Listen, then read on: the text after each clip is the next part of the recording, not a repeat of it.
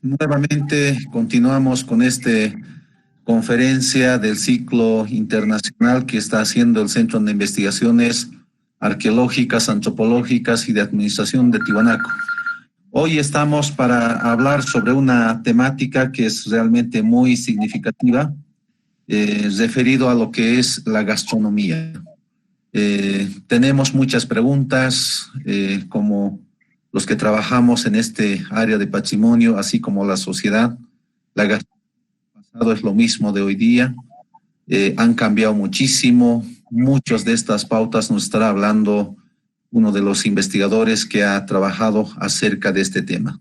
Permítanme presentar al doctor José Mariano Capriles, que nos va a disertar una temática muy importantísima principalmente en esta coyuntura, que lleva por título Reconstruyendo la dieta de los antiguos pobladores de Tiwanaku, utilizando múltiples líneas de evidencia. En este marco, permítanme también presentar a nuestro investigador. Él es doctor José Mariano Capriles. Tiene su licenciatura en la Universidad Mayor de San Andrés, acá en la ciudad de La Paz. Tiene su maestría en artes, en antropología, en el Departamento de Antropología en Washington Universidad, en USA, en Estados Unidos.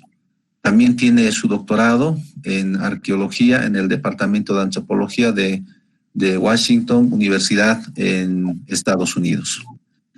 También actualmente es docente, es profesor allá en la Universidad Estatal de Pensilvania, en Estados Unidos también. Entre el año 2015 y 2016 fue profesor asistente del Departamento de Antropología de la Universidad de Tarapacá, Arica, Chile. Él es investigador postdoctoral en el Fondesit, en el Instituto de Alta Investigación de la Universidad de Tarapacá, Arica, Chile. Asimismo, es académico visitante del Centro de Arqueología Comparada del Departamento de Antropología de la Universidad de Pittsburgh, en los Estados Unidos.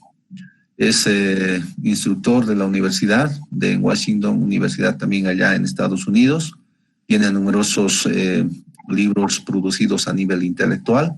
Entre ellos, por ejemplo, en 2017 tenemos Arqueología del Pastoralismo temprano de los camélidos en el altiplano central de Bolivia. Asimismo, el 2016 tiene la Arqueología del Pastoralismo Andino, que ha publicado en la prensa de la Universidad del Nuevo México en Albuquerque. El 2014, la Organización Económica del Pastoralismo de Camélidos Tempranos en el Altiplano Andino de Bolivia. Con esta introducción queremos dar la bienvenida al doctor José Mariano Capriles, quien nos estará hablando sobre la gastronomía prehispánica de la cultura tiwanaku. Con este antecedente, le damos la bienvenida, tanto en el grupo Meet como también en la plataforma institucional. Doctor Capriles, a partir de ahora usted nos va a disertar sobre esta temática que es muy importante y significativa para todos los que vivimos acá en Tiwanaku y a nivel mundial y a nivel nacional. Muy buenas tardes, doctor Capriles. Muy buenas tardes, Julio. Voy a compartir mi pantalla acá. Adelante. Y buenas tardes a todos los asistentes y participantes. Es para mí siempre una alegría, un gusto poder estar aunque distante, pero presente y participando de esta iniciativa. Creo que es un evento muy productivo el que se está organizando a partir del CIAT, y bueno, agradecer a Julio, a Mario y a Analí que han estado organizando estas charlas y que están saliendo muy bien. De nuevo, saludos a todos. Sabemos que estos son momentos difíciles por la crisis sanitaria, social, económica, y bueno, vamos a tratar de pasarla mejor, pero bueno, todos estamos pendientes con esto también. Y bueno, en este sentido también quiero recordar a un amigo, investigador, conservador, arqueólogo, Eduardo Pareja, con quien tuve el gusto de visitar muchas veces Tiwanaku. Yo diría que, no sé, más de una veintena de veces estuvimos por Tiwanaku, cuando él trabajaba en, em, en la entonces Unidad Nacional de Arqueología. Y bueno, yo era un estudiante y tuve la coincidencia de poder participar de ser del mismo semestre que él cuando él ya estaba en su segunda carrera. Entonces para mí fue muy difícil saber de su partida hace poco tiempo. Yo sé que él quería muchísimo a Tiwanaku y de hecho la última vez que vi físicamente me encontré con Eduardo. Una de las últimas veces fue también en Tiwanaku, así que un lugar que lo quiere mucho. Bueno, el tema que me puso Julio es un tema interesante, ¿no? El tema de la dieta y de la gastronomía en Tiwanaku. Voy a hacer de entrada una confesión que yo, la verdad, nunca he tenido el gusto de realizar investigaciones a nivel personal en el sitio de Tiwanaku. He trabajado en muchos sitios y con la temática de Tiwanaku, pero nunca he excavado en Tiwanaku mismo. Y sin embargo, mucho de lo que sabemos, entonces esta charla la he organizado un poco sintetizando algunos datos, algunas informaciones, resultados, tanto de proyectos cercanos en los que sí he estado un poco más involucrado de manera directa, como también de gente que ha investigado el tema de manera directa en el mismo sitio de Tiwanaku. Entonces, vamos a tratar de poder abordar esto desde diferentes ópticas, ¿no? Unos puntos de entrada. Esta charla entonces es medio experimental, pero voy a tratar de hacerlo lo más didáctica posible, siempre recordando que lo voy a hacer a través del lente del arqueólogo, y en ese sentido los arqueólogos nos gusta mucho ver la evidencia material, poder decir algo fundamentado en alguna evidencia concreta, ¿no? Algo que sabemos acerca de Tiwanaku es que fue una sociedad compleja que integró gran parte de los Andes surcentrales. Quizás algunos arqueólogos incluso pueden cuestionar esta afirmación, pero sabemos que era una organización que llegó a tener una escala bastante amplia y a influir sobre tanto la zona cercana inmediata a la Titicaca como a regiones adyacentes. En este proceso, la organización económica y el aprovechamiento de recursos fue algo fundamental. Entonces, ¿cómo es que las sociedades que se asentaron en esta región lograron articularse y armar una economía de escala amplia? Es un tema importante que lo han abordado, se ha abordado en la arqueología y muchos investigadores lo han tratado. Y varios de estos estudios han enfatizado dos componentes fundamentales de esta organización económica. Por un lado, la agricultura y por otro lado, el pastoralismo, ¿no? Entonces, Tiwanaku se estaría explicando como fenómeno desde el punto de vista económico, o sea, ¿qué financió finalmente el Estado de Tiwanaku? Fue agricultura que con intensificación, o agricultura a escala amplia, y el pastoralismo de camellos, de llamas, que permitió no solamente carne, pero también el transporte de bienes a través de diferentes regiones. Y hay varios estudios que han enfatizado también la importancia que tienen los aspectos políticos en este aspecto, interseccionan la parte económica, ¿no? Porque a través de factores tanto políticos como ideológicos, religiosos, etcétera, se institucionalizó el acceso, la producción, el consumo de recursos. Y esto ocurre desde periodos tanto previos a Tiwanaku como a lo largo del desarrollo de esta sociedad, ¿no? Ahí incluyo algunas referencias bibliográficas de algunos estudios que hay, pero hay varios, ¿no? Este es entonces el marco geográfico que vamos a ver. No sé si se ve mi mouse, ¿no? Bueno, no importa. Sí, se ve, se ve. ¿Se ve? Muy bien. Sí, sí. Perfecto. Bueno, está Tiwanaku acá, es parte del valle del río Tiwanaku. También voy a hablar mucho de la zona de la península de Taraco, donde sí es una zona donde he podido investigar o realizar mayores trabajos en colaboración con varios investigadores.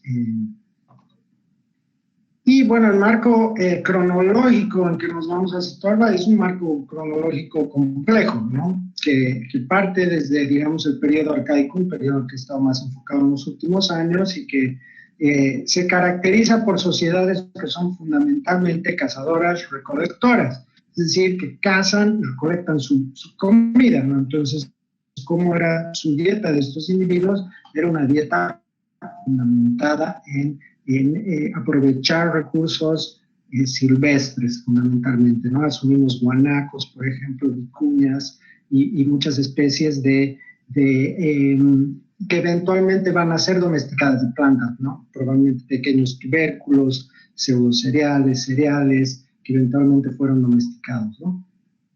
De ahí empiezan las primeras sociedades más de tipo sedentario, hace más o menos 3.500 años atrás, durante el periodo formativo, y es durante el periodo formativo que se da una serie de procesos de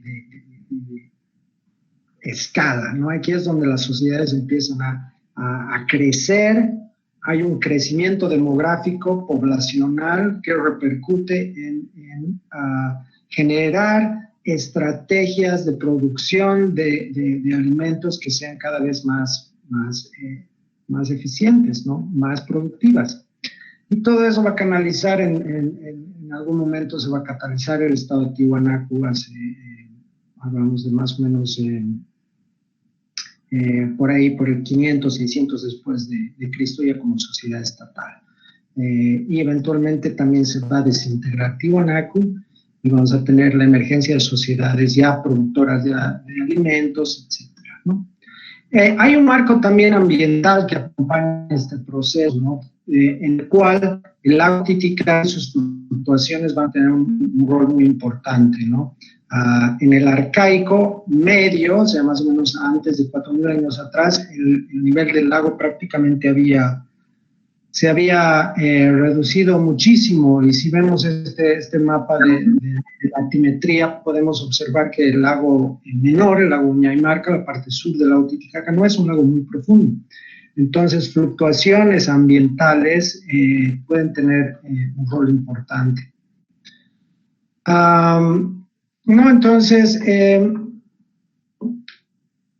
la zona de Tiwanaku, bueno, el sitio de Tiwanaku está ubicado en el altiplano, como todos sabemos, y el altiplano, sin embargo, es un paisaje bastante diverso y heterogéneo. La zona del lago Titicaca en sí misma es mucho más productiva y tiene una mayor cantidad de precipitación que partes del altiplano central y el altiplano sur. Y en esa transición entre las sociedades de cazadores recolectoras a las sociedades que empiezan a producir alimentos, que se da más o menos hacia 3.500 años atrás, tenemos una diferencia entre las sociedades que se asientan a lo largo del lago, que son fundamentalmente agrícolas, y aquellas que están quizás un poquito más afuera de la misma, que se dedican principalmente al pastoralismo. Aún así, podemos ver que hay un poco de agricultura también que practican los grupos asentados en el altiplano, llamados Huancarani, por ejemplo, y también los grupos que en algún momento se conocen como Chiripa, están también manejando rebaños de camélidos. Entonces aquí ya tenemos esa dualidad de agricultura y pastoralismo, son sociedades por tanto agropastoriles. Pensando en cómo se estructuró también el aspecto económico, el acceso y distribución de recursos, hay que pensar que Tiwanaku en sus fases iniciales probablemente fue una aldea empezó como una aldea relativamente pequeña en el formativo, y como Tiwanaku, como este ejemplo hipotético planteado por Jennings y Earth hace relativamente poco, habían varios de estos sitios, ¿no? Aldeas que las llamamos probablemente autónomas, en el sentido de que los mismos pobladores podían producir sus propios alimentos. Y podemos hipotetizar que los alimentos que están produciendo no van a ser fundamentalmente diferentes de los que encontramos cuando los primeros conquistadores españoles llegaron a esta región. Estamos hablando de cameridos domésticos, fundamentalmente llamas, también alpacas y probablemente algunas variedades de las mismas. Y dentro de lo que sería la agricultura, quinoa y papas y probablemente probablemente varios otros tubérculos, ¿no? Casi hay una riqueza bastante grande etnográfica que se conoce de variedades de cultivos que no son muy la papaliza, etcétera, ¿no? Y probablemente alguno que otra especie vegetal. Y en adición a eso, entonces esa producción probablemente se realizaba localmente y se consumía localmente. A medida, sin embargo, que va escalando y creciendo la ciudad de Tiwanaku y a medida que se va produciendo este proceso, por ejemplo, de especialización laboral o de jerarquización de estatus social, va a haber individuos que van a dejar de producir sus alimentos directamente y van a recurrir a través de ciertos mecanismos económicos a acceder a estos, ya sea a través de tributos, ya sea a través de intercambio por otros bienes y servicios que puedan aportar, etcétera, ¿no? Entonces, esas transiciones son interesantes, son procesos que a los arqueólogos nos gusta utilizar, que nos gusta estudiar. Ahora bien, ¿qué evidencias podemos utilizar para reconstruir la dieta de los antiguos pobladores de Tiwanaku? Partamos desde lo más básico, ¿no? Podemos ver artefactos, ¿no? La forma, función e incluso la iconografía de vasijas y otros artefactos, ¿no? Pueden ser líticos, etcétera, nos van a dar una primera línea de evidencia, ¿no? Acerca de qué pudo haberse consumido. Por ejemplo, el hecho de que hayan asadas líticas, etcétera, nos hablan de ciertos procesos agrícolas. Puntas de flecha no solamente se sirvieron para la guerra, sino también para procurar tal vez algunos recursos silvestres, etc. Otra línea de evidencia pueden ser los rasgos en el paisaje. Aquí, digamos, lo que más he estudiado son las evidencias de intensificación agrícola. Vamos a ver algunos ejemplos en un momentito. También hay los restos de flora, ¿no? de especies vegetales que se dividen entre macro y micro vestigios vegetales, ¿no? Generalmente los macrovestigios están carbonizados y es así como se han estudiado en Tiwanaku por ya varias décadas. Y bueno, microvestigios también cosas como el polen, como los fotolitos, entre otros, ¿no? Todos estudiados a partir, digamos, de lo que sería la paleobotánica. Y después tendríamos lo que sería los restos óseos, ¿no? Que nos permiten, que consisten en los restos óseos animales que nos permiten, que son estudiados a partir de la zooarqueología y que nos van a hablar acerca de qué animales fueron consumidos. En adición a esto, también podemos hablar de análisis de residuos y también un poco la bioquímica de los huesos de los humanos mismos, ¿no? A través de, por ejemplo, los isótopos estables. Y los análisis de residuos bueno, hay ciertas técnicas químicas que se van a utilizar, pero también acompaña el análisis de residuos. Se puede estudiar mediante paleobotánica y otras técnicas de ese tipo. Entonces yo voy a repasar algunas de estas líneas de evidencia a lo largo de la charla, enfocándome fundamentalmente en el tema de zooarqueología y en el tema de los isótopos estables, que son dos líneas de evidencia que he estado trabajando más. Y por otro lado, derivar un poco a la charla que va a tener la doctora María Brun, un poco que se va a enfocar más en la parte de paleobotánica, así que eso va a estar bastante interesante. Pero empecemos un poco hablando de los artefactos, ¿no?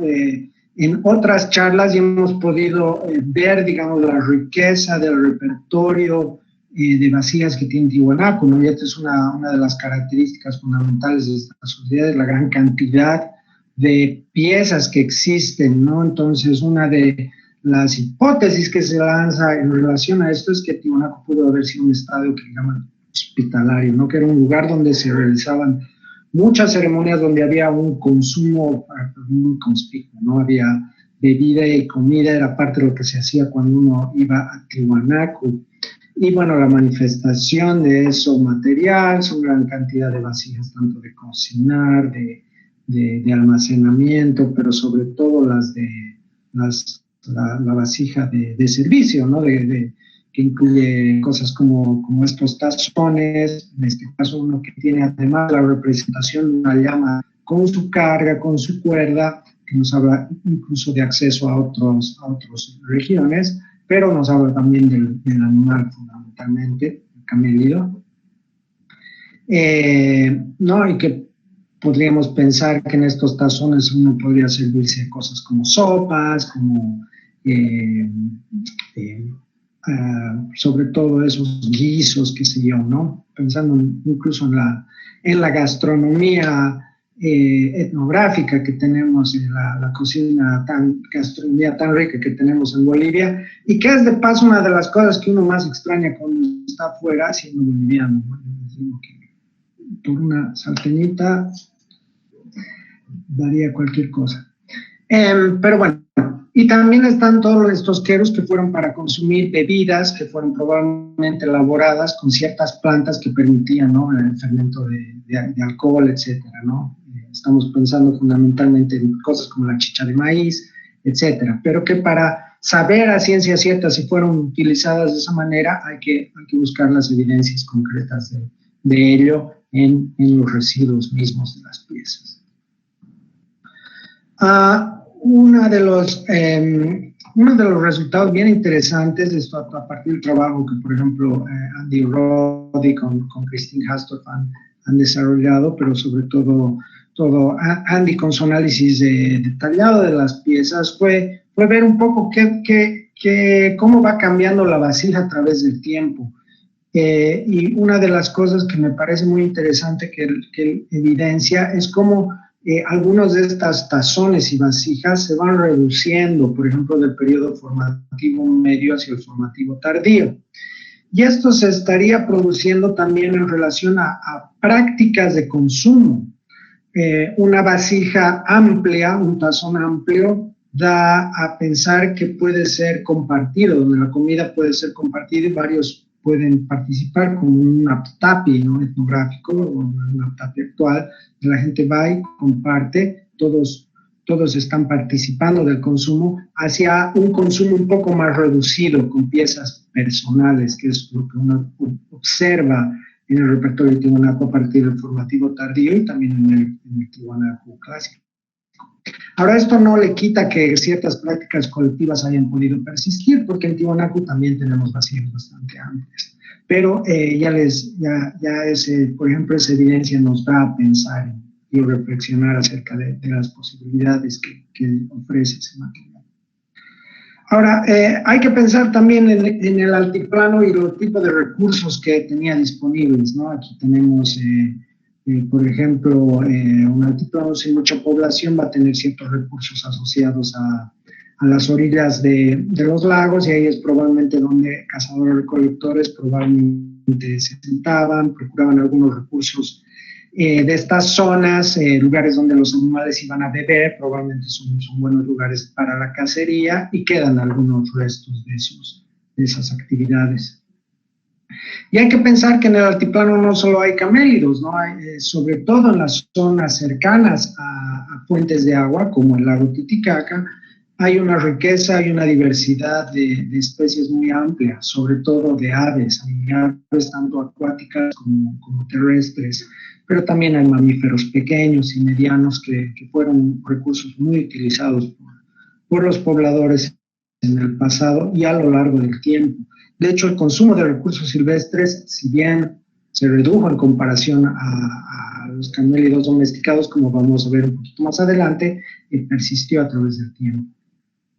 bueno, un poco pasando de eso a ver el paisaje a través de los datos de patrones de asentamiento, podemos ver cómo el incremento de densidad de sitios va a tener un efecto en la capacidad de carga que van a tener los ambientes. Y bueno, si uno estaba inicialmente cazando recursos silvestres, a medida que crece la población, estos recursos se van a deprimir y va a ser más difícil encontrarlos. Y es ahí donde la agricultura se vuelve comparativamente, y la producción de alimentos se vuelve comparativamente más competitiva.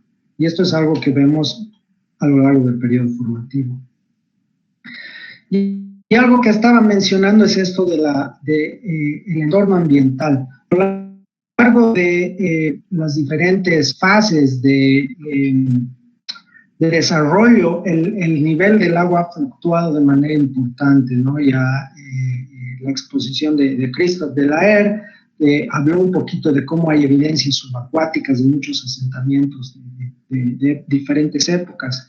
Y los registros paleoambientales, ¿no? Realizados por ejemplo, por Mark Abbott y colegas, o por Paul Baker, Sherilyn Fritz y otros, también muestran eso, ¿no? Un estudio muy reciente sobre fluctuación, sobre diatomeas en testigos realizados en el lago, nos permite ver que hay una variación importante que pudo haber incidido en la cantidad de recursos y haber generado potencialmente incentivos en ciertas épocas mediante la exposición de ciertos suelos para la agricultura.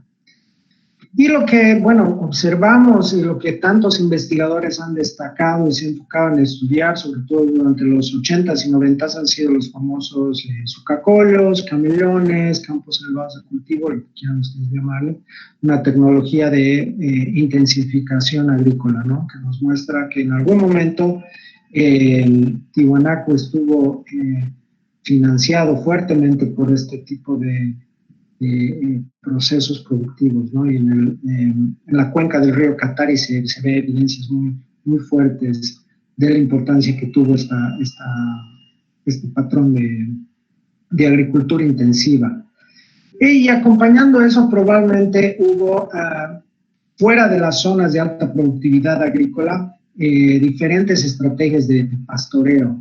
Estos son, digamos, un ejemplo etnográfico, la zona de Sajama y estos de patrones de asentamiento, la zona de Oruro, pero que no dejan de ser potencialmente comparables con lo que en algún momento pudo haber habido cerca de Tiwanaku, pero que es algo que conocemos mucho menos, cómo es que se gestionó el proceso del pastoralismo, ¿no? Y cómo potencialmente pudo haber una transición también como en algún momento hubo de una agricultura más extensiva a una intensiva, también un pastoralismo de más extensivo a más intensivo. Bueno, y en ese sentido, entender un poco de los patrones de diferentes sociedades se vuelve algo importante, ¿no? Cómo organizan su espacio. En el caso de Huancarani, una sociedad que se desarrolló en el altiplano central, muy cerca de Tiwanaku, vemos cómo había una preferencia por localizar los asentamientos de manera superpuesta formando una serie de montículos. Y es ahí donde mi interpretación un poco difiere de la narrativa tradicional que ve a los sitios Huancarani como pequeñas aldeas, ¿no? Yo los veo más como bases residenciales de pastores, y acá hay un ejemplo muy bonito que se ve desde Google Earth, donde una base residencial abandonada de un pastor está superpuesta al montículo Huancarani, demostrando un poco la continuidad de estos procesos. Bueno, pasamos ahora a la parte de zooarqueología, que bueno, es el estudio de los restos animales con fines de reconstrucción económica y paleoambiental. Y bueno, ahí tiene unas definiciones. La zooarqueología colecta datos tanto primarios, en los cuales va a ser fundamental entender el contexto y luego identificar los restos a nivel anatómico y taxonómico más específico posible, ¿no? Porque ahí es donde está su poder y potencia. Y también entender un poco los procesos de modificaciones, tanto naturales como culturales, que van a recibir estos restos. Y bueno, existe una serie de unidades de cuantificación que utilizan los arqueólogos para poder utilizar esta información, ¿no? Y bueno, son datos cuantitativos que se utilizan, diferentes unidades para diferentes análisis, pero no es muy importante entenderlos en este momento. Quizás el animal que más se ha estudiado y el cual más se han enfocado la mayoría de las investigaciones arqueológicas del Tiwanaku ha sido fundamentalmente el camélido y la llama, ¿no? Que es el animal típico. Es un animal bastante complejo y es importante entender la ecología y la dieta de los camélidos porque nos van a dar pautas para entender un poco lo que estamos observando tanto en el registro zooarqueológico como en el registro paleobotánico de las sociedades prehispánicas, no solo de Tiwanaku, sino de todo el altiplano andino. Y bueno, aquí tenemos unas, por ejemplo, las llamas pueden nadar, pueden consumir recursos acuáticos en grandes cantidades, pero también pueden adaptarse a condiciones extremadamente áridas con facilidad.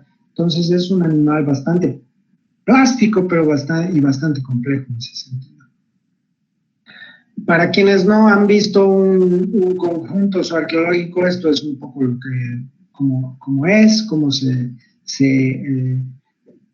el material que se excava de los sitios arqueológicos típicamente consiste de estos huesos fragmentados que se recuperan a través de tamizados y otras técnicas de recuperación, y después se pasa al proceso tedioso de identificar cada uno de estos, a menudo tomar medidas y observarlos si es que hay alguna modificación, ¿no?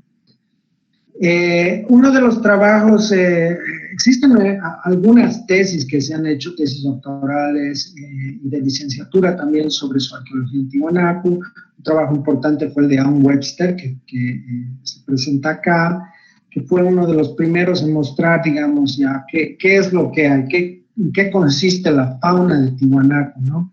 Y lo que vemos es que hay mucha variación a través del tiempo, ¿no? El formativo temprano y medio tiene una mayor diversidad, si quieren, con camélidos, cuyes, vizcachas. Las vizcachas incluso son más frecuentes que los camélidos, hay venados, hay ratoncitos, aunque los llaman ratas, pero no lo son. Y a medida que va pasando el tiempo, la proporción de camélidos se vuelve más importante y empieza a dominar los conjuntos, ¿no? Entonces, esto va de par en par un poco con esa transición que veíamos de una aldea, digamos, autónoma económicamente, a un lugar donde más bien llegan ya probablemente los camélidos, si no faenados, en proceso de faenamiento y para su distribución, ¿no? Donde no hay mucho recurso silvestre porque han sido, ¿no? En la expansión urbana los ha obliterado. Parte de este proceso también, y para entender un poco a nivel de identificación, a nivel de, más allá de la familia, ¿no? Porque en camélidos pueden haber domesticados, silvestres, etcétera. A menudo uno utiliza mediciones, ¿no? Y las mediciones, aquí por ejemplo, las llamas tienen que ser más grandes que las alpacas, pero lo que encontramos en el registro arqueológico es que entre el formativo temprano y el Tiwanaku 5, digamos, ¿no? Hay alguna variación en el tamaño de los camélidos, pero fundamentalmente están en el lado más del tamaño de las llamas, más que de las alpacas. Y probablemente las llamas fueron más abundantes que las alpacas en el sitio. Un poco más de mediciones acá. Otra tesis reciente, esto está mal, esto en realidad es... Esto es de la tesis de Claudine Valieres. Es una tesis muy bonita que se realizó hace poco. Y Claudine se enfoca en Moyocontu, que es un barrio residencial, la parte al sur de Acapana, y es un sector que tiene muchos pozos, estos pozos que son muy abundantes en Tiwanaku y que pudieron haber sido resultado tanto de actividades domésticas como parte de esas grandes celebraciones que estábamos hablando, ¿no? Y bueno, ella al estudiar el contenido de varios de estos pozos puede ver un poco qué diferentes elementos esqueletales están representados, la edad de los camélidos, ¿no? Con porciones relativamente equivalentes, tanto de individuos muy jóvenes, juveniles y adultos, como también algunas de las patologías que pueden estar asociados a animales de carga o a la gestión de los mismos animales, patrones de faenamiento e incluso algunos instrumentos trabajados. Entonces, este es uno de esos trabajos que nos permite entender y ver con mucho más detalle qué características tuvo la utilización de recursos como los camélidos. Hay otros trabajos que son muy interesantes, por ejemplo, este es de Kate Moore, pero sobre sitios en la parte de la península de Taraco, donde ve el tipo de instrumentos que se elaboraban, que esa es otra de las cosas que se tiene con los camélidos, que no solamente están proporcionando carne, sino también cueros, lana, como sabemos, también son animales de transporte, pero sus huesos también son utilizados para la elaboración de diferentes instrumentos, ¿no? En este caso hay una serie de raspadores, algunos posiblemente utilizados ya sea para curtir cuero o para cortar bejucos, etc. Y también vemos que dentro de los mismos instrumentos hay tanto restos de manufactura como de instrumentos que están relativamente con poco uso, como aquellos que han sido completamente desgastados y ya han excedido su vida útil. Y similares instrumentos hemos registrado no solamente en la zona del lago, sino estos son de la zona de Oruro, que también muestran que hay cierto tipo de tecnologías que son comparables, ¿no? No son los mismos kits tecnológicos, pero en algunos casos sí coinciden. Y dentro de eso, las lesnas y todos estos instrumentos para tejer son los que destacan, ¿no? Y bueno, sabemos que hasta la actualidad se utilizan, por ejemplo, instrumentos de hueso para las famosas buchinas para tejer, etc. Entonces, bueno, pasando un poquito, una de las cosas que yo hice cuando estuve de estudiante, tanto de licenciatura como de maestría, fue tratar de ver el tema de los restos que no son de camélidos. Y para eso, como en el altiplano la mayoría de los animales que no son camélidos son muy pequeños, es importante utilizar las técnicas de recuperación adecuadas que permitan recuperar ese material. En este caso estoy mostrando un ejemplo de cómo se toma una muestra de flotación, que es una muestra de suelo que no es tamizado, sino que se lleva todo el material entero y después se pasa por una máquina de flotación. Esta es una máquina de flotación que estaba coordinado por la doctora María Bruno, parte del proyecto que codirigían con Nicole Couture en Molio Contu, y que, bueno, pudimos hacer flotación de algunos materiales de otro proyecto, y que a través de la flotación se recuperan dos fracciones, ¿no? Una que queda debajo de este contenedor, todo se está lavando con agua que se bombea, y una parte de una fracción liviana. Generalmente esa fracción liviana tiene los carbones, materiales que quedan suspendidos, que se observan en el microscopio, y los arqueólogos nos gusta mucho lo que queda en ese tamiz, porque es un tamiz igualmente fino, no tan fino como la tela de chiflón esa, pero que permite una recuperación de materiales muy pequeños. Y bueno, algo que se había un poco descuidado en los estudios de la zooarqueología de Tiwanaku fueron los restos de peces, ¿no? Y teniendo el lago Titicaca ahí tan cerca fue un recurso que probablemente fue muy importante. Entonces, trabajo arqueológico consistió un poco en una vez que están separadas estos huesos de las flotaciones, en, ¿no?, identificarlos, separarlos, cuantificarlos, y bueno, en ese sentido puede ser un proceso muy, muy tedioso, ¿no? Bueno, y una vez, pero que uno tiene esos datos, se pueden hacer cosas muy interesantes. Son unos gráficos que muestran, por ejemplo, la relación entre cantidad de fragmentos con el peso, la cantidad de mínimo número de individuos que se derivan de esos fragmentos con relación al peso, etc.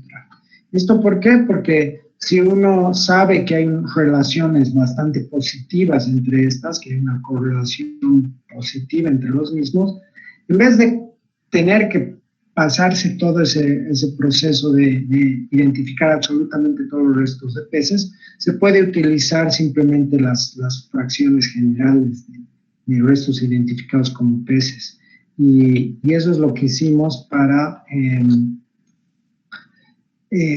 un estudio que involucró bueno, muchísimas muestras de 5 o 6 diferentes sitios en la península de Taraco y decenas de muestras, para ver un poco cuál fue la fluctuación en la utilización y aprovechamiento de restos de peces, que la verdad varía un poco a través del tiempo y que en el formativo fue quizás más importante que en Tiwanaku. Como vemos acá, y una de las ideas que teníamos es que tal vez la cantidad de intensidad de pesca podía estar relacionada con las fluctuaciones en el lago, pero lo que observamos es que prácticamente esto no tenía mucho efecto. En realidad los peces fueron muy importantes. Hay una transición, digamos, entre el formativo temprano y medio hacia el tardío Tiwanaku, pero persistieron siendo bastante importantes a lo largo del tiempo, independientemente de estas fluctuaciones ambientales. Bueno, en el lago hay básicamente 2 géneros de peces, Orestias y Trichomypterus. Aquí creo que es importante corregir, el otro día en una de las charlas, Juan Villanueva mencionaba que había un caballito de mar del lago Titicaca. Eso lo mencionó Poznański, pero de eso no hay ninguna evidencia biológica, así que no quede duda que en el lago Titicaca solamente han habido 2 especies nativas y hay un par de especies ya introducidas, como son el pejerrey y la trucha, pero caballo de mar nunca ha habido. De hecho, no hay especies de caballo de mar de agua fresca que yo sepa, son especies marinas. Y bueno, están presentes en la iconografía de Tiwanaku, entonces son especies que creo que son importantes no solamente como recurso económico, fundamentalmente como recurso económico, pero que también se manifiestan en la iconografía. Y bueno, yo creo que, por ejemplo, se puede, y aquí podemos discrepar, por ejemplo, con François Cuinet, que habla de tal vez este diseño que algunos interpretan como suche. Yo creo que, ¿por qué no?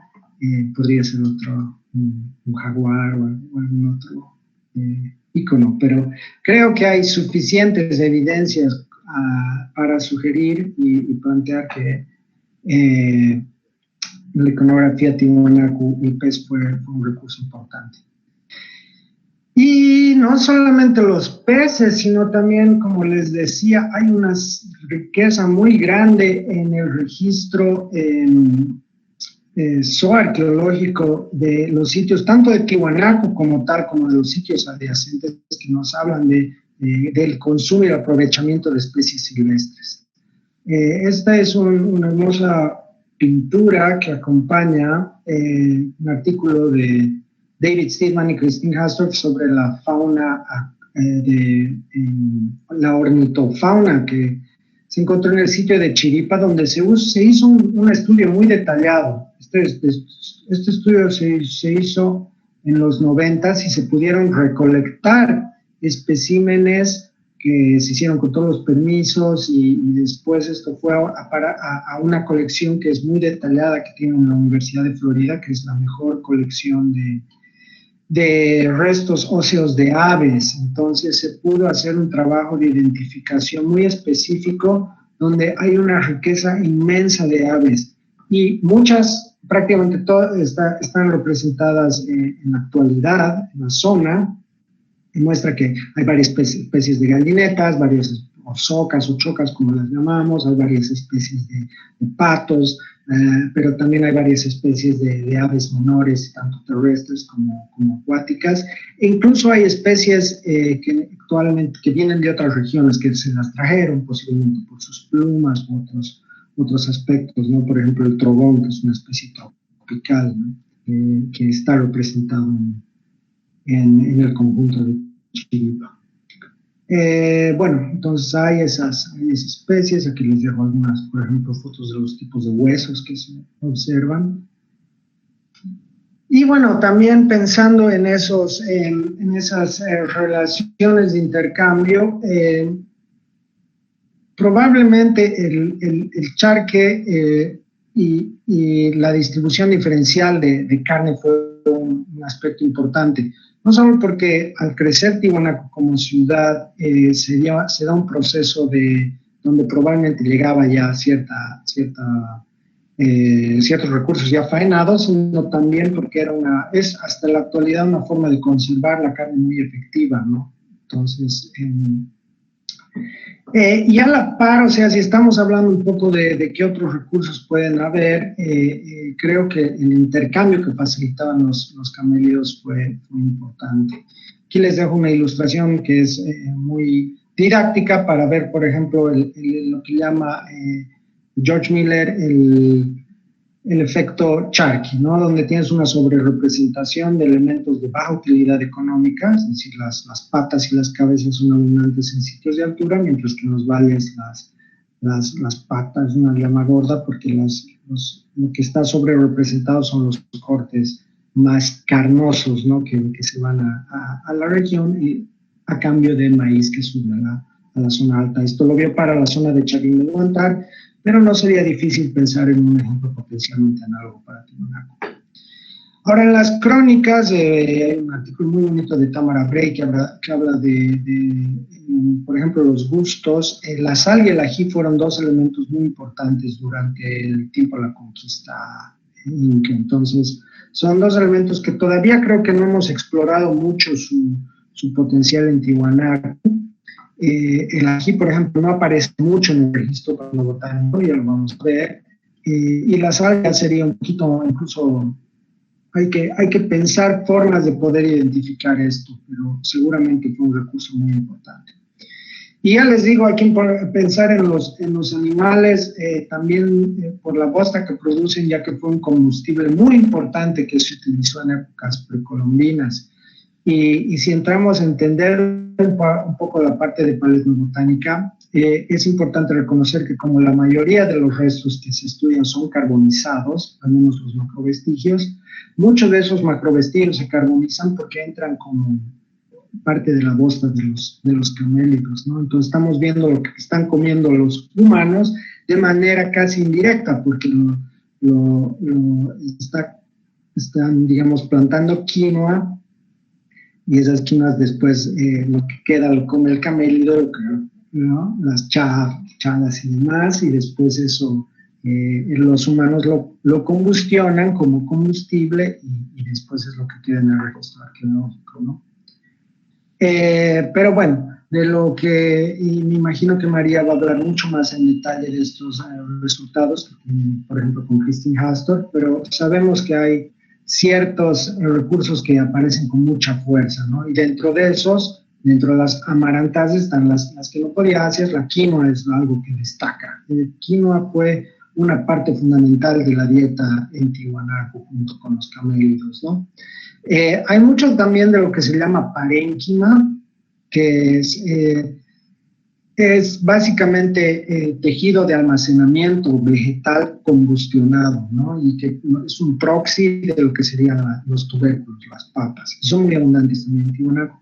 Y también hay una serie de pastos, hierbas, hay cactus, hay también ciperáceas, plantas acuáticas, etcétera, ¿no? Hay una riqueza interesante de plantas. Y bueno, el maíz, que sería una planta muy importante, aparece en Tiwanaku, pero recién en el periodo Tiwanaku, porque sabemos que no es una planta muy producida durante el formativo. Ahora, lo de las plantas es importante verlo, disculpe porque este slide está en inglés, pero nos da mucha información y hay que pensar así, ¿no? Que los humanos van transformando y cambiando su paisaje, ¿no? A través de la manipulación del suelo, la regulación del agua, la protección de los cultivos, etcétera. Y esta gestión del paisaje va a tener un efecto en las comunidades ecológicas que lo rodean y fundamentalmente sobre la vegetación. Bueno, para entrar a la última sección, el análisis de residuos es súper importante y bueno, se puede tomar muestras de diferentes tipos, tanto de las vasijas que quedan, de fitolitos o isótopos estables, como de otros, ¿no? Ahora voy a hablar de isótopos estables, pero entiendo que esto es un tema un poquito complicado, puede ser técnico, ¿no?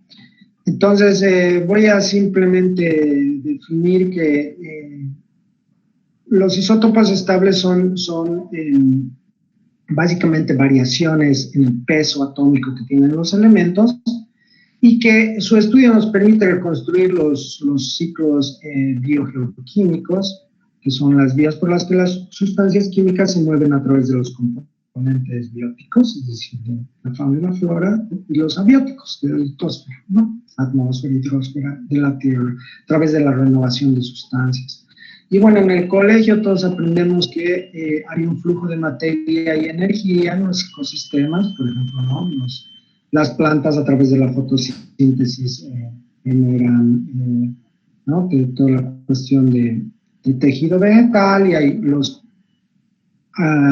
consumidores, ¿no? Que los herbívoros, por ejemplo, que comen hierbas, y hay carnívoros que se los comen a esto sucesivamente, y se da toda una serie de ciclos, ¿no? Y hay ciclos de nitrógeno, de carbono, etcétera, que se han estudiado. Nosotros podemos utilizar los isótopos estables para entender un poco de estos procesos. Y bueno, dentro de todas las cosas que se pueden estudiar, hay dos elementos que se estudian muy frecuentemente en isótopos: los de carbono, carbono 13, y el nitrógeno 15. Ambos son dos variaciones. Bueno, el carbono 13, el carbono común y corriente es 12, y el 13 es una variación estable, y el 14 es una variación radioactiva. Y el nitrógeno 15 es una variación estable del nitrógeno 14, que es más abundante. El carbono 13 nos permite ver varias cosas, pero fundamentalmente separa tres tipos de plantas: las que se llaman C3, que son la mayoría de las plantas; de las C4, que son plantas que fotosintetizan de una manera mucho más rápida y eficiente, y dentro de estas la que más destaca es el maíz. Entonces el maíz es una planta C4. Y en el medio hay unas plantas que son las CAM, que incluyen a los cactus y suculentas. Pero dentro del C3, que sería la quinoa, sería una C3, y el maíz una C4, no se debe entender ese eje. Y por otro lado, en el nitrógeno, mientras más alto está, generalmente permite ver el nivel trófico. Es decir, vamos a tener consumidores básicos y herbívoros más cerca a la línea basal, y mientras más alejados están de eso, mientras más cadenas han pasado, más arriba van a estar, ¿no? Los carroñeros, por ejemplo, van a estar mucho más arriba, y los carroñeros, ¿no? Y bueno, usando esa información podemos entender un poquito de la dieta. Si es que estudiamos esos isótopos, por ejemplo, de los restos óseos, y los restos óseos tanto de seres humanos como de los animales. Ahora, el hueso se compone de una fracción inorgánica como de una fracción orgánica. La inorgánica es fundamentalmente hidroxiapatito mineral, y la que le da la rigidez al hueso. La parte orgánica está compuesto por esta proteína, que es el colágeno, ¿no? Que está compuesta a su vez por varios aminoácidos, ¿no? También tiene agua y también tiene lípidos. Y si nosotros estudiamos diferentes componentes del hueso, podemos entender un poquito de la dieta del animal, pero ya les digo, hay muchos isótopos que se pueden estudiar, tanto de la fracción inorgánica como de la fracción orgánica de un hueso. Hay una tesis de Berryman que ha hecho análisis de isótopos iniciales en Tiwanaku, y nosotros hemos hecho algunos más y estoy combinando algunos datos acá. Cada uno de estos gráficos es para diferentes periodos de tiempo, formativo, medio, tardío y Tiwanaku, y vemos que los camélidos varían un poquito a través del tiempo, ¿no? Y hay datos de algunos sitios también. Chiripa, en el periodo formativo, con Cohuancani para el formativo tardío, y Tiwanaku también en el periodo Tiwanaku. Y lo que vemos es que fundamentalmente, si bien hay algo de variaciones, los camélidos están comiendo lo que esperaríamos, fundamentalmente una dieta de plantas C3 con bajo nivel trófico. No están, aunque estos tienen un poquito más, y probablemente sea porque los de Chimpa también están consumiendo algo de plantas acuáticas. Estos son datos del formativo, pero de residuos de vasijas. Entonces no son huesos, son residuos de vasijas, y vemos que hay una gran variación acá que puede estar relacionada a los diferentes alimentos que se encontraban en estas vasijas, ¿no? Y vamos a ver un poquito más qué pueden ser estos residuos, ¿no?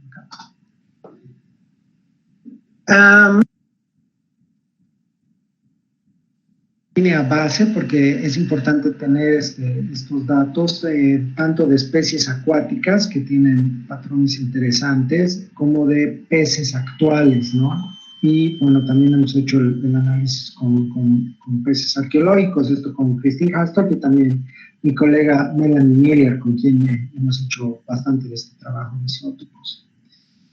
No voy a entrar mucho en el detalle por cuestiones de tiempo, pero estoy contento de poder entretener algunas preguntas al final. Bueno, lo que les quería mostrar en relación a los seres humanos es que vemos que en el formativo tardío, que son algunos restos más antiguos que tenemos, hay fundamentalmente una preponderancia de consumo de plantas C3, probablemente papas, quinoa, etc.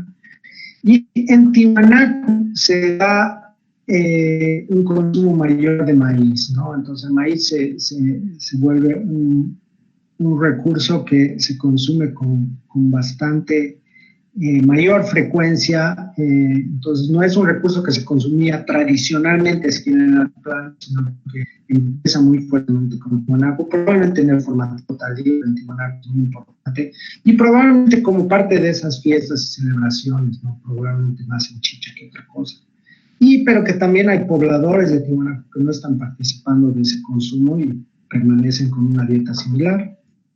Y cuando se desintegra Tiwanaku en el intermedio tardío, bueno, la dieta vuelve a dejar de tener maíz, y con Inca parece que vuelve a aparecer el maíz con mucha frecuencia. Bueno, esto utilizando también muestras de flotación para ver un poco los recursos, y ya casi en la parte final de la charla, vemos que los peces están presentes en prácticamente todas las muestras de flotación. Esto es utilizando un índice que se llama ubicuidad, que es básicamente cuántas muestras de flotación o qué porcentaje de muestras de flotación tienen este recurso. Restos de peces tienen prácticamente todas. Mamíferos grandes, que serían camélidos, igualmente. Quinoa, es interesante que la quinoa es común, pero se vuelve súper común en la transición del formativo medio al formativo tardío, y durante Tiwanaku es muy abundante. Los tubérculos siguen un proceso muy parecido, son muy frecuentes en Tiwanaku también. Las ciperáceas, que son plantas acuáticas, no como la totora, también siguen una secuencia bien parecida, y las aves fluctúan a través del tiempo, pero decaen en Tiwanaku, probablemente por varias de las razones que hemos visto. Y ya pensando, digamos, en síntesis, obviamente, bueno, aquí tenemos una sopita de quinoa que probablemente fue una de las formas en que más se consumían, o uno de los platos que hasta la actualidad es muy tradicional: papa, quinoa y carne de llama para extraer la grasa. Fue probablemente uno de las formas de consumo, parte de la gastronomía, si quieren, tiwanaku más tradicional, ¿no? El almacenamiento a través del charque es algo que creo que hay información como para sustentarlo. El consumo de peces fue muy importante, y también de otros recursos silvestres, más en los periodos pre-Tiwanaku y en los sitios adyacentes a Tiwanaku que en Tiwanaku mismo. Y bueno, quizás una figura que sintetiza muy bien es esta de ecología histórica de Clark Erickson, que muestra un poco la complejidad del entorno ambiental construido a través del tiempo en la zona del lago, no limitado al periodo Tiwanaku, sino que es parte de un paisaje que se transforma, que evoluciona, donde diferentes recursos y formas de explotar esos recursos varían a través del tiempo, y que persiste hasta la actualidad, ¿no? Con la incorporación de tanto especies vegetales como especies como la haba, como la cebada, tantas otras especies de plantas, como animales, vacas, chanchos, gallinas, etcétera, como también acuáticas, ¿no? El pejerrey, la trucha y otras, ¿no? Que se van incorporando y forman parte de la complejidad de los recursos que se utilizan en la zona en la actualidad. Y para finalizar esto, quisiera dejar algunas preguntas como más para cerrar, sin conclusiones, pero con preguntas que darían. Todavía tenemos que entender cómo es que cambió la organización económica en relación a la emergencia y la complejidad social. Ya les digo, hay información que nos habla de ciertos cambios, pero tenemos que estructurarlos un poco mejor. ¿Cómo cambió la intensidad de aprovechamiento de estos recursos en relación a la fluctuación ambiental? Es otro tema importante.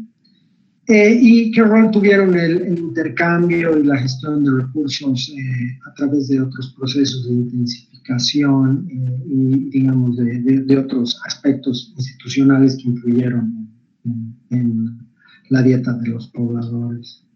Y bueno, y sin más, quisiera agradecerles por su atención, disculparme porque me he excedido un poquito en el tiempo, y quedo atento a las preguntas. Muchísimas gracias, estimado José, realmente muy didáctico. Quedan varias, creo, preguntas que han sido absueltas. Entre ellas, por ejemplo, como comentario de mi persona, uno de los temas que he tocado es el charque. Y para hacer el charque principalmente es sal. Y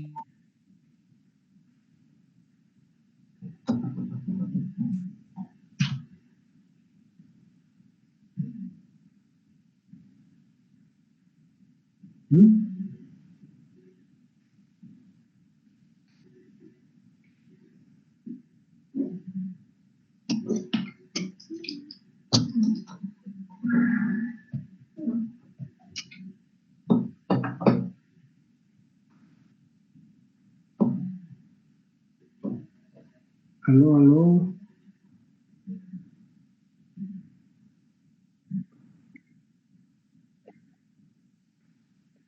Ay, qué pena. Ya.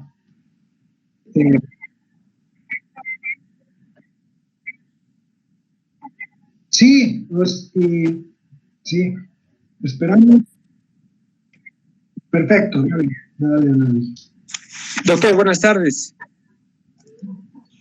Buenas tardes, adelante. Mi nombre es Marcelo Ramos y yo también estaba en Tiwanaku un tiempo. Y bueno, y lo felicito mucho por su presentación. Estuvo excelente. Una pregunta que quería salir de dudas. ¿Qué desayunaban los tiwanacotas?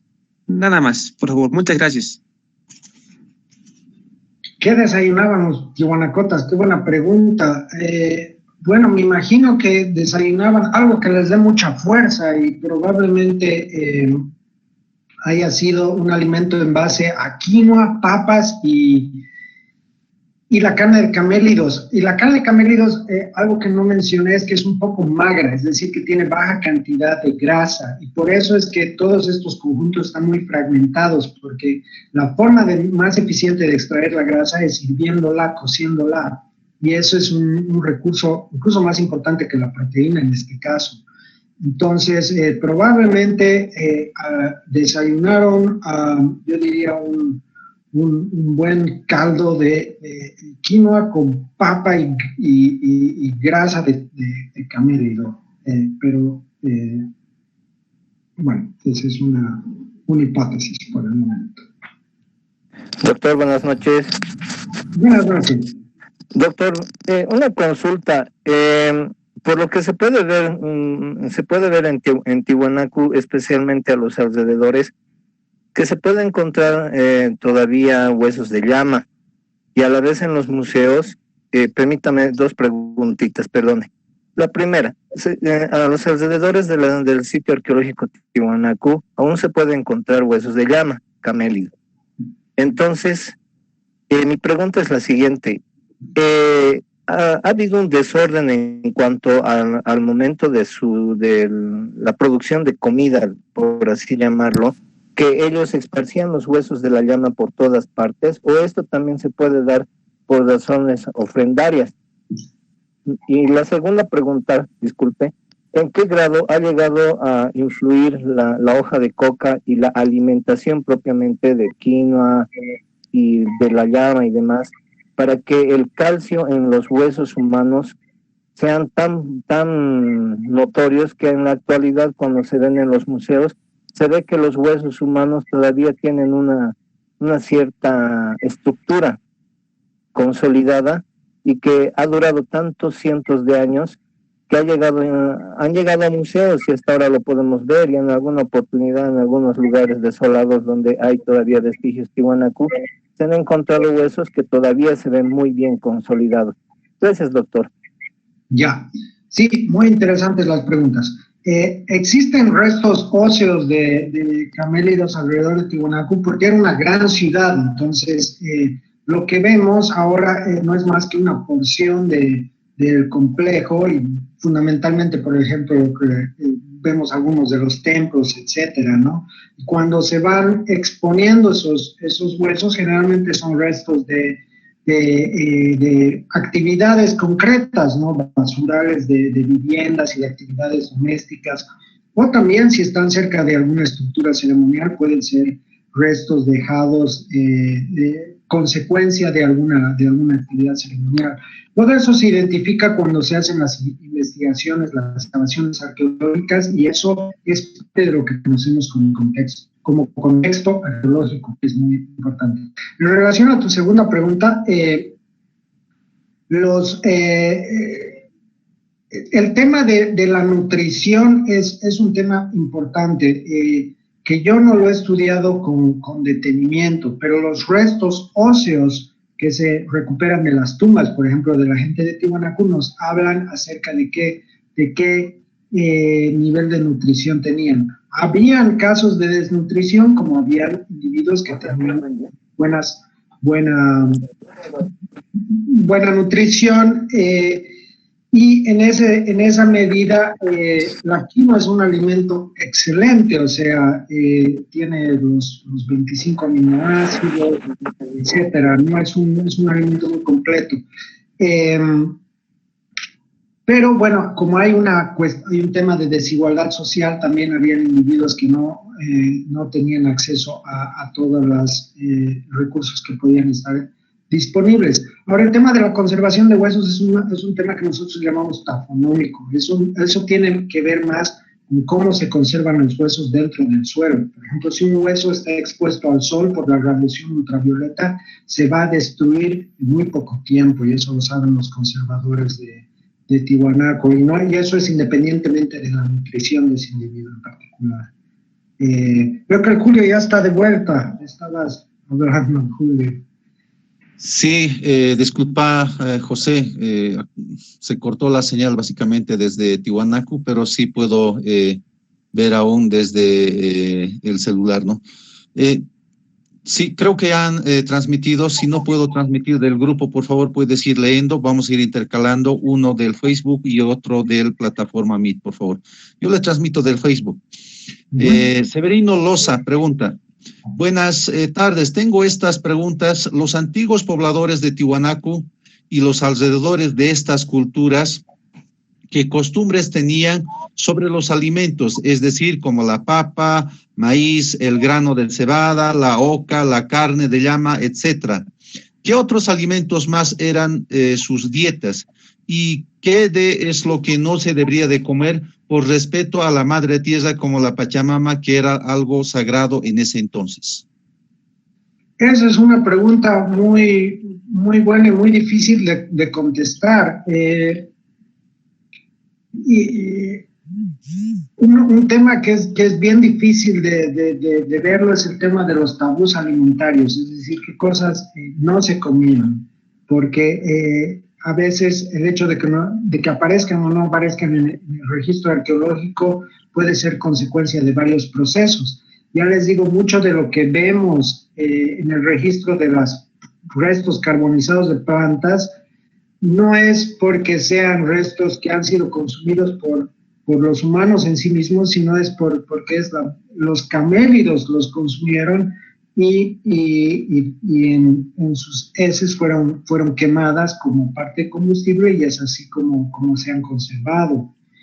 Entonces, lo que sí sabemos es que las plantas introducidas como la cebada, esa vino con los españoles, ¿no? El trigo, la cebada, las habas, son alimentos que no estaban aquí antes. Y varias hierbas también, por ejemplo, hay unas mostacillas, por ejemplo, hay varias hierbas que son invasivas e introducidas actualmente en el altiplano andino.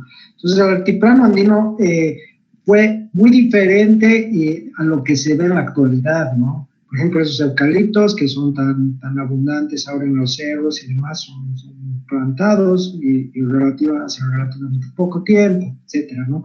Probablemente haya habido más árboles, quisuaras, quemas, etcétera, ¿no? Bueno, y el tema de la coca que mencionó también Marcelo de la otra pregunta es un tema también difícil. Se han encontrado restos de coca y sobre todo en contextos donde se puede conservar mejor en la costa del desierto de Atacama, norte de Chile, sur de Perú. Ahí se ve que había coca y la coca posiblemente en Tiwanaku ya empezó a ser un bien bastante importante. Aunque no sabemos mucho la intensidad de su consumo. Perfecto. Abigail pregunta lo siguiente.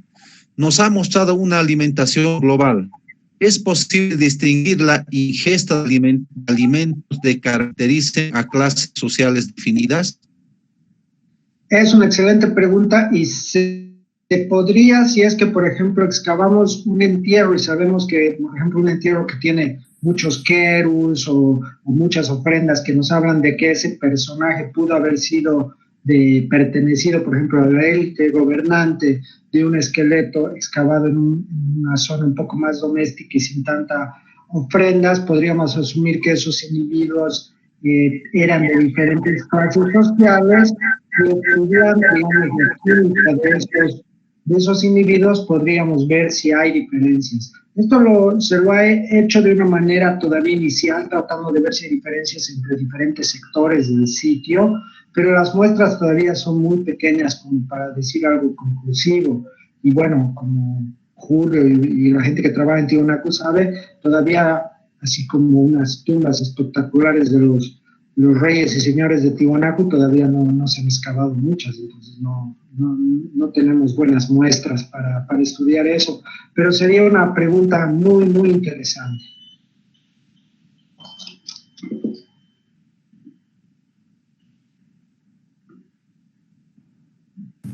Doctor, Dime, Annalí, otra pregunta.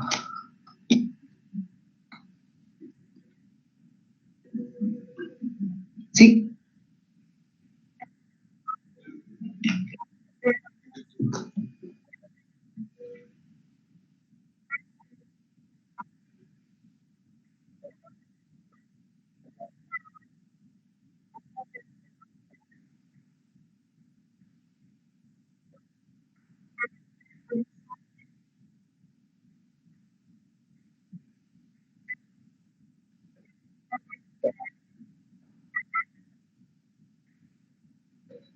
Es otra muy buena pregunta. Eso entraría dentro, digamos, de los estudios acerca de la domesticación de especies.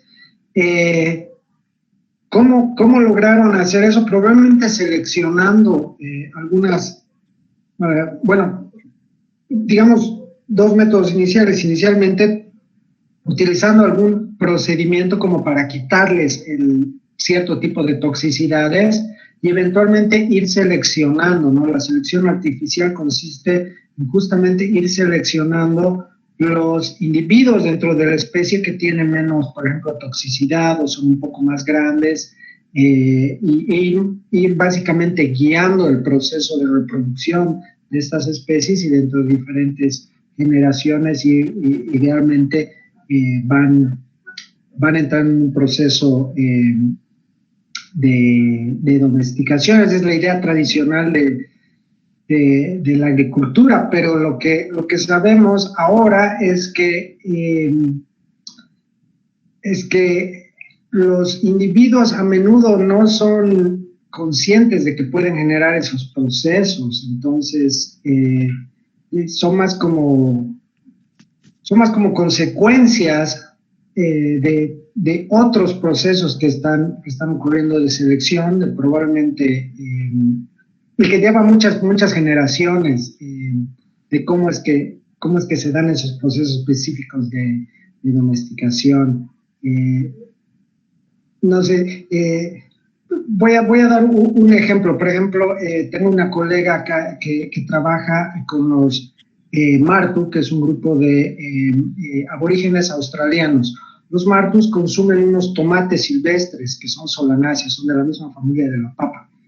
Estos Martu no cultivan los tomates, pero los recolectan y los llevan a sus campamentos bases. Y al consumirlos, pero llevan los que son dulces.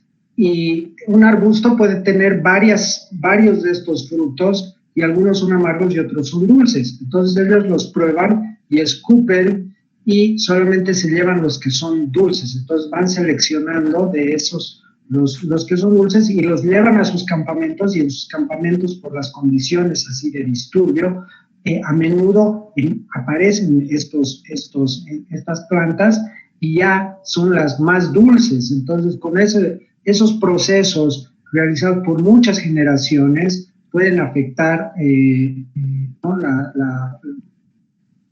el tipo el fenotipo y las variedades que se reproducen diferencialmente, ¿no? De otras. Probablemente el proceso de domesticación fue más o menos de ese tipo. Perfecto. ¿Me escucha, doctor? Sí, Julio, adelante. Perfecto. Perdón, hay mucho corte de señales de Tiwanaku. José Marcial Hernández Soto pregunta lo siguiente, tiene dos preguntas. Uno, ¿qué opinas sobre las propiedades de la hoja de quinoa? Segundo, ¿qué tipo de alimentación se les proporcionó a las personas que trasladaban los megalitos canteados desde los cerros hasta el sitio de Tiwanaku? La pregunta es bien interesante. La espinaca es de la familia de la quinoa, entonces sabemos que la espinaca tiene mucho hierro y es muy probable que la quinoa también, la hoja de quinoa los tenga, ¿no? Entonces creo que no sé qué tan común será consumir hoja de quinoa, pero es probable que sea bastante nutritiva. En relación a los individuos, individuos que transportaban los megalitos, probablemente tenían la misma dieta que el resto de la población, ¿no? Entonces, ahí creo que es más que fuerza, es más el ingenio, ¿no? Ahí de cómo transportar esos bloques. Entonces, creo que ahí la dieta ayudaba más para el intelecto que para la fuerza física. Lo dejaría ahí. Correcto. Gracias. Turismo Bolivia pregunta lo siguiente. Muy buena presentación y agradecerle por el tiempo invertido. ¿Qué opinión le merece los estudios realizados por Dick Ibarra Grasso con respecto al estudio de las variedades de alimentos como la papa, maíz, quinoa, que en un principio fueron silvestres, pero luego más tarde fueron tratados genéticamente con una serie de acodos, injertos para domesticarlos y hacerles comestibles para el uso general de la población. Bueno, hay muchísimos investigadores que han estado trabajando el tema de la domesticación, más allá de don Dick Ibarra Grasso, que en paz descanse, y que contribuyó mucho a la arqueología y también a discutir el rol que pudieron haber tenido las sociedades indígenas en estos procesos de domesticación. Algunas de sus ideas eran más o menos anticuadas, pero una de las ideas que él tenía es que, bueno, el maíz en Sudamérica pudo haber, él sostenía que se domesticó en Sudamérica. Ahora entendemos que se domesticó en Mesoamérica, pero ya sabemos que llegó aquí muy temprano, hace 7,000 años atrás. Ahora, había maíz y probablemente en el periodo formativo se conocía el maíz, pero no se producía maíz en la zona del lago Titicaca de Tiwanaku, sino hasta probablemente el periodo Tiwanaku. Y esto por varias razones, ¿no? Que no era necesario, no tenía una quinoa que en todo sentido mucho más nutritivo. El maíz tiene otras propiedades ventajosas, ¿no? Sobre todo cuando se trata de embriagar a la población y de que todos participen de rituales y festividades redistributivas, ¿no?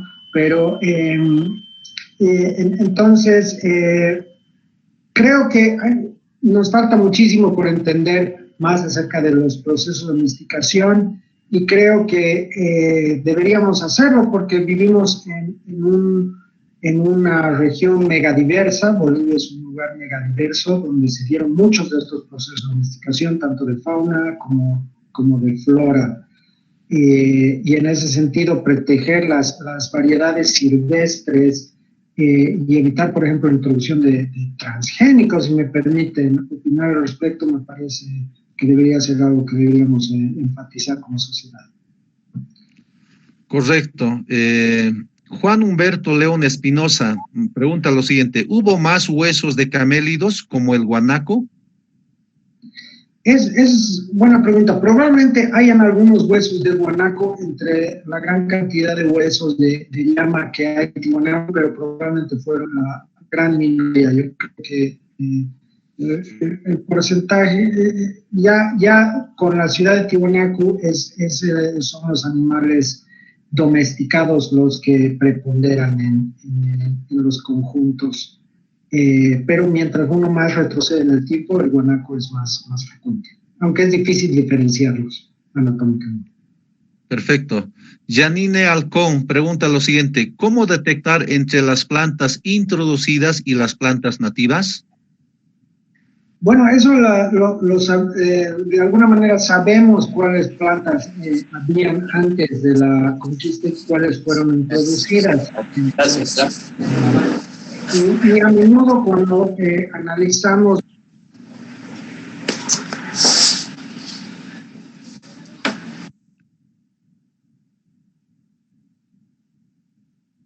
Analí, ¿me escucha?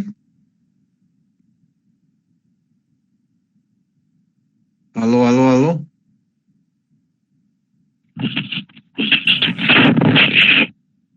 Hola.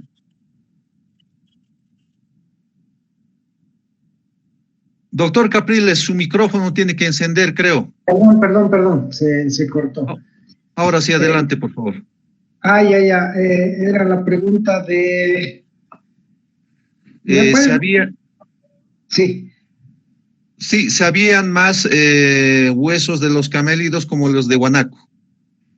Ya, sí, probablemente la mayoría de los huesos eran de camélidos domésticos, de llamas, pero mientras más uno retrocede en el tiempo hay algunos probablemente de guanacos, pero son difíciles de separar anatómicamente porque son muy parecidos en forma y tamaño. Perfecto. La siguiente pregunta era, Janine Alcón, ¿cómo detectar entre las plantas introducidas y las plantas nativas? Sí. Las plantas introducidas las conocemos porque, bueno, las trajeron los españoles, son tradicionales de otras regiones y generalmente no ocurren en los conjuntos arqueológicos cuando los estudiamos, ¿no? Y de hecho, cuando hay especies introducidas, nos hablan de que los contextos potencialmente sean más recientes. Entonces, bueno, es como conocimiento histórico prácticamente lo que se sabe qué especies son de cada grupo. Perfecto. Claudia Rivera pregunta lo siguiente. José, ¿podrías ampliar la explicación sobre la diferencia de tamaño en las orestias entre el periodo formativo y Tiwanaku? ¿Cuál es la implicancia de estas diferencias? Bueno, nosotros hemos hecho un estudio de medición de los opérculos de los peces y se observa que los rangos de peces van decreciendo a través del tiempo. Entonces, esto probablemente sugiere una intensificación en la pesca, donde las especies más grandes están siendo deprimidas, ¿no? Entonces, es algo interesante, pero también hay una estandarización. Es decir, no solamente se va reduciendo en tamaño, sino que el rango de tamaño también se va reduciendo, eso probablemente por el uso de redes de un diámetro específico. Entonces, los peces que estaban saliendo en el periodo Tiwanaku eran más o menos del mismo tamaño por el tipo de redes que se estaban utilizando. Eso en relación al tamaño, pero también la proporción de peces se reduce entre el formativo temprano y medio en relación al tardío y a Tiwanaku, que es un poquito menor, porque los camélidos también se vuelven más importantes, los domésticos. Perfecto. Adriana Paniagua pregunta lo siguiente.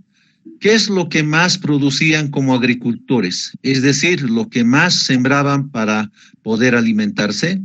¿Tenían la costumbre de realizar algún trueque de alimentos y cuáles? Dos buenas preguntas. Yo creo que quinoa y papas eran lo que más se sembraba en ese entonces. Habían probablemente variedades de quinoas que se producían. Había incluso la quinoa negra que se va desapareciendo a través del tiempo. Y trueque de alimentos, probablemente, de hecho, mucho del maíz que llegaba a Tiwanaku no era producido localmente, sino se lo traía de los valles, incluso desde los valles de Cochabamba, probablemente de Caramas y Llamas.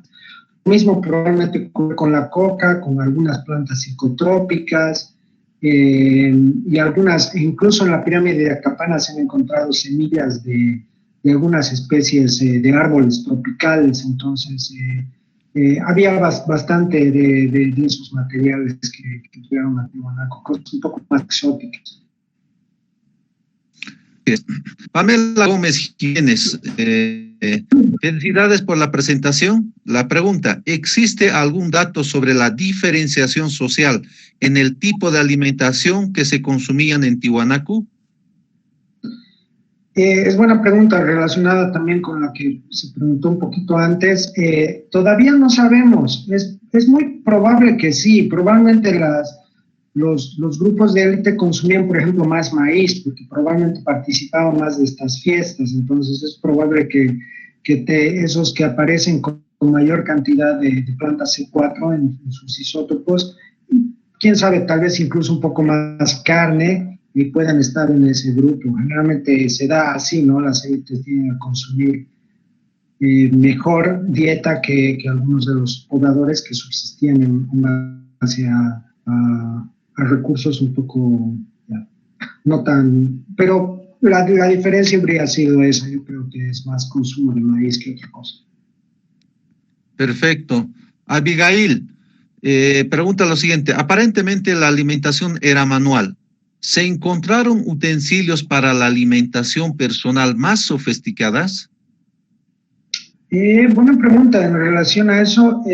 Hay algunas cucharas de hueso que se han encontrado y hay cucharitas de madera también que se han encontrado en la zona del norte de Chile, que no se conservan en la zona de Tiwanaku, ¿no?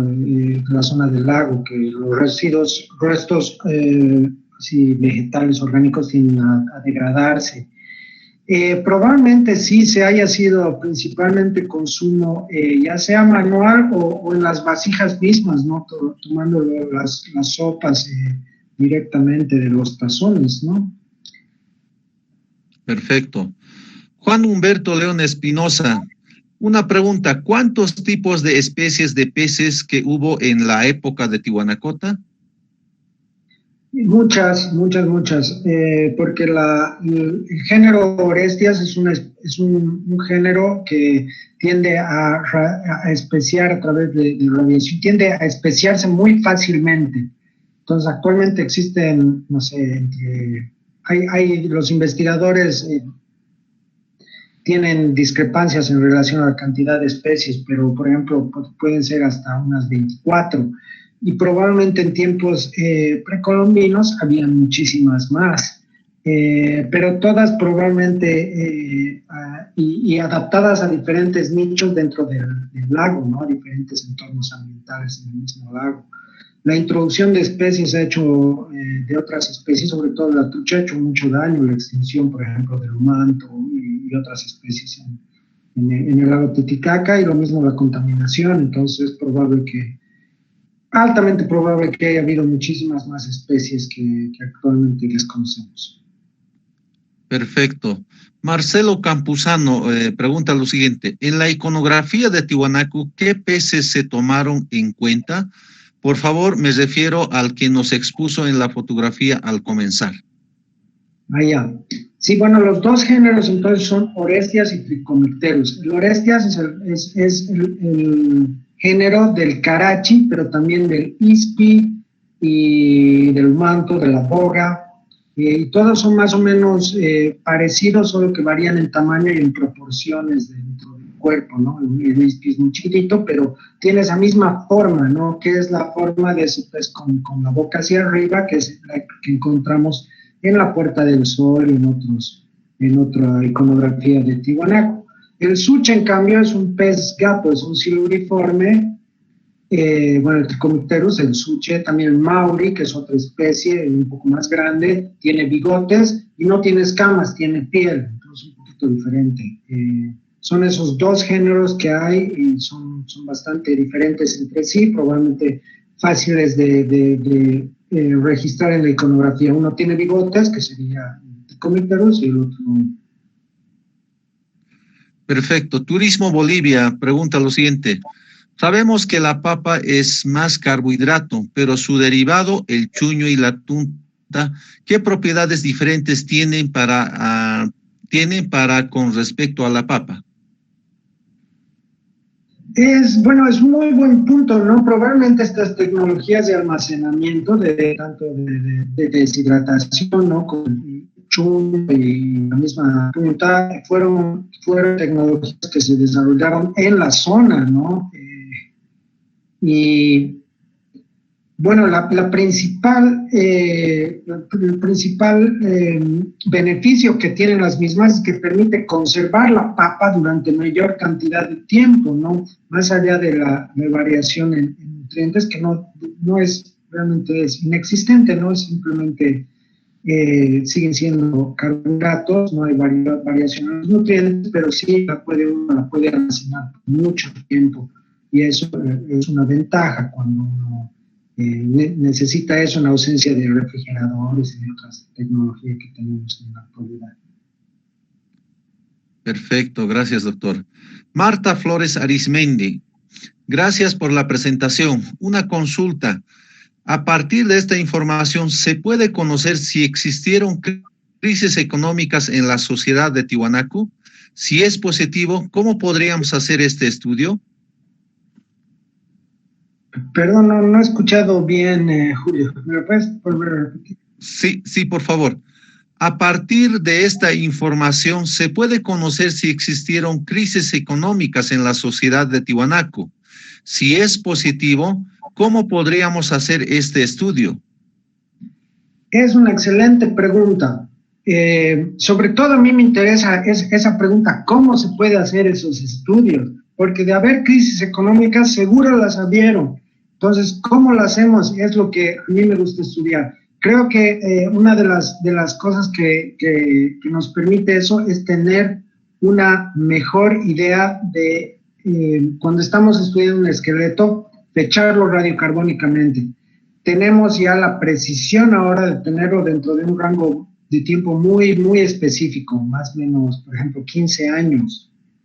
Si a esto le agregamos un registro paleoecológico más detallado, podemos ver si ese individuo en qué momento vivió y lo podemos comparar con otros individuos que sean fechados con ese mismo nivel de precisión. Entonces podemos ver si a través del tiempo hay variaciones que además estén relacionadas con fluctuaciones ambientales de nuestro registro paleoecológico independiente, ¿no? Entonces, por ejemplo, si vemos cuándo se reduce el maíz o cuándo aparece el maíz, ¿no? Etcétera, etcétera, ¿no? O si el mismo individuo tiene patologías, por ejemplo, hipoplasias en los dientes o escorbuto o algún otro indicador de estrés dietético, se lo puede observar y si tenemos un buen control cronológico, podemos saber cuándo ocurre y compararlo con otros. Perfecto. Ariel Cruz pregunta lo siguiente. ¿Cuál es su interpretación sobre la presencia de camélidos en las pinturas rupestres? Bueno, hay muchísimos camélidos en pinturas rupestres a lo largo de todos los Andes, ¿no? Fueron un motivo muy frecuentemente ilustrado. ¿Por qué lo hicieron? Varió, la motivación varió a través del tiempo y el lugar. Entonces, en algunos casos tal vez tenía que ver en relación a la cacería, en otros casos pudo haber sido vinculado a totemismo, en otros casos puede ser por control de la reproducción y la fertilidad. Es difícil interpretar el arte rupestre por el arte rupestre, ¿no? Siempre no se puede apoyar del contexto, ¿no? Ver dónde está y qué otro tipo de evidencias acompañan ese registro para poder informar más la lectura e interpretación. Perfecto. Marcelo Alcón pregunta lo siguiente. ¿El cuy formó parte de su dieta? Sí, buena pregunta. Sí, hay restos de cuyes en Tiwanaku. Probablemente hubieron cuyes domésticos. El cuy probablemente fue domesticado en el altiplano. Y también hay otras especies de roedores medianos, ¿no? Como los tucotucos y otros, ¿no? que cazaron y que se consumieron en la zona. Perfecto. Rubén Montaño pregunta lo siguiente. ¿Cuáles eran los platos típicos de Tiwanaku? El piri, quispiña, guatía, pachamanca, etcétera. Disculpa si ingresé tarde y a la reunión no sé si se mencionó al respecto. Si podrías comentar, por favor.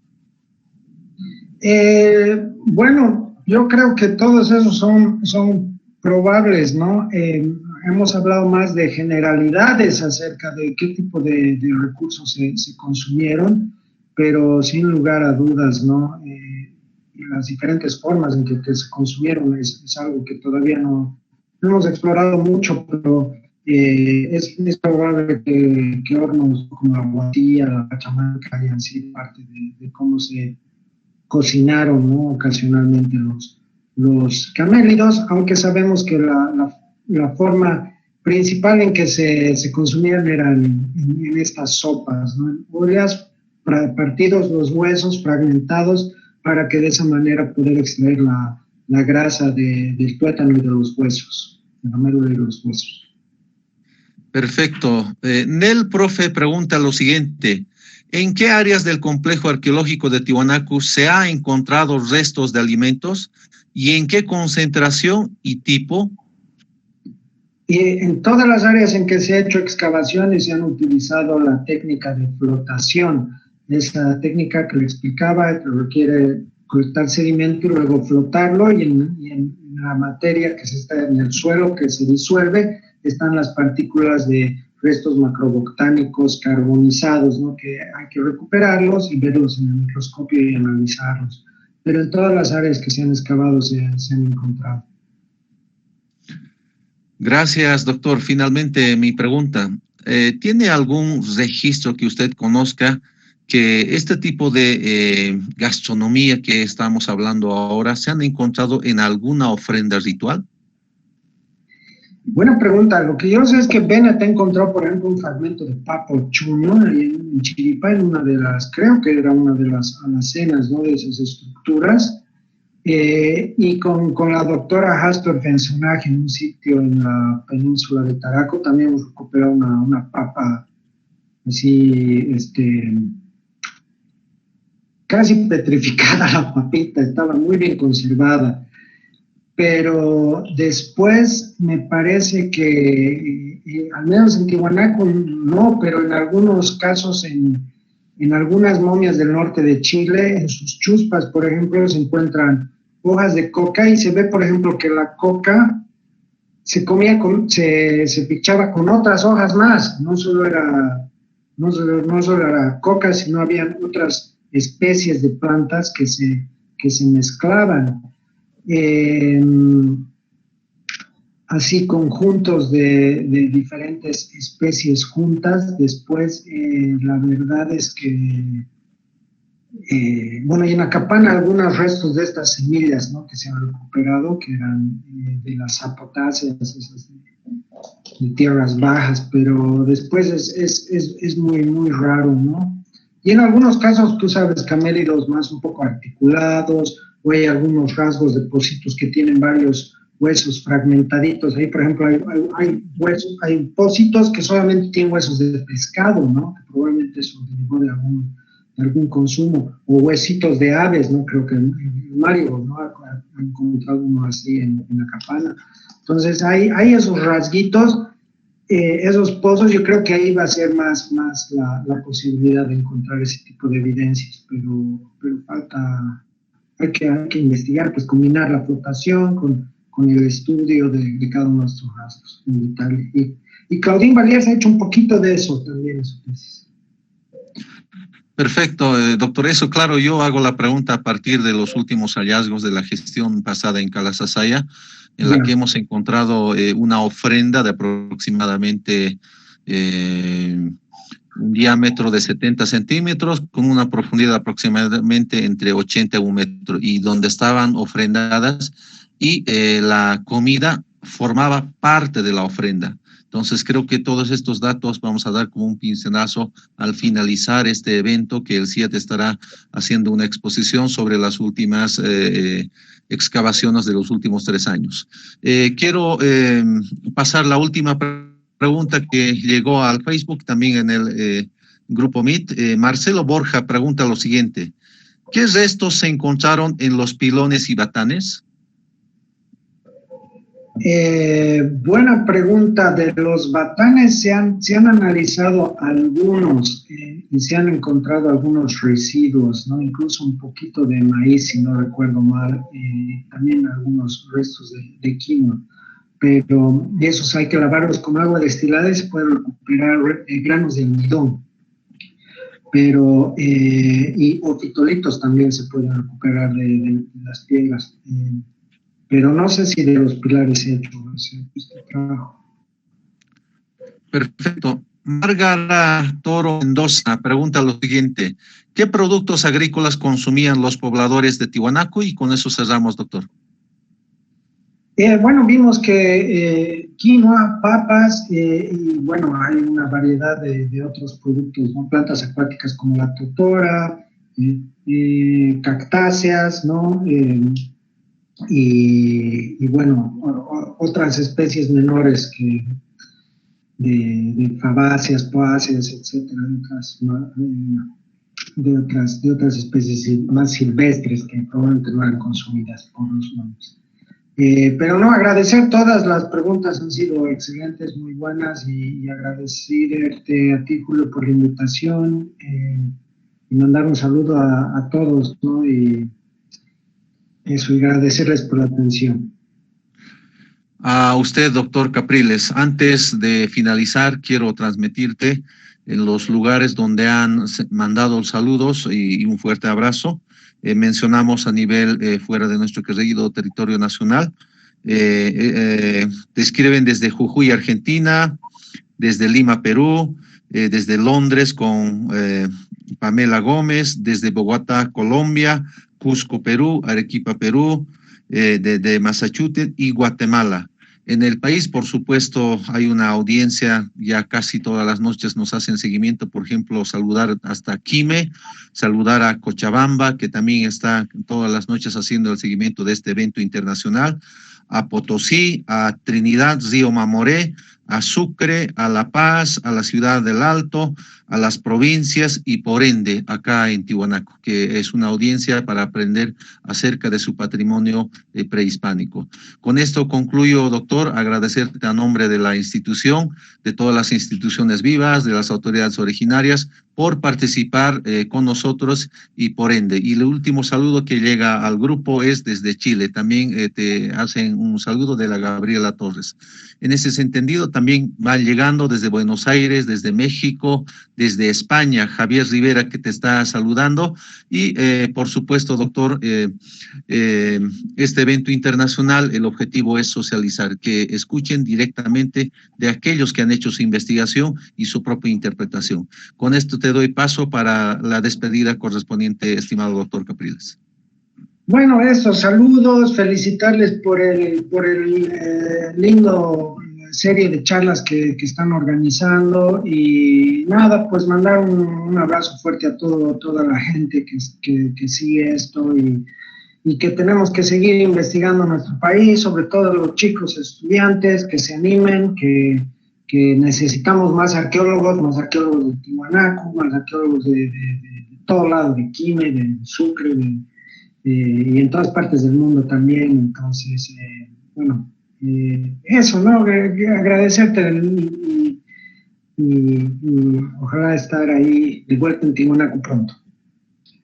Por supuesto, doctor, acá Tiwanaku siempre lo va a esperar con brazos abiertos para seguir estudiando, no siempre en la excavación, sino de los materiales que se han exhumado de los 200 años de historia arqueológica que tiene Tiwanaku, y hay muchísimo material para seguir hablando, para seguir estudiando acerca de muchas temáticas y de manera integral.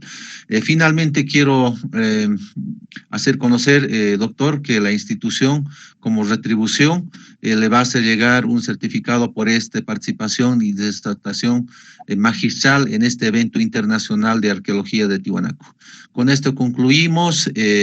El día viernes nos vemos con otra temática. Mañana nuestra institución tiene programado otras actividades. Mañana no vamos a poder salir, sino el día viernes estamos continuando con este ciclo de conferencias.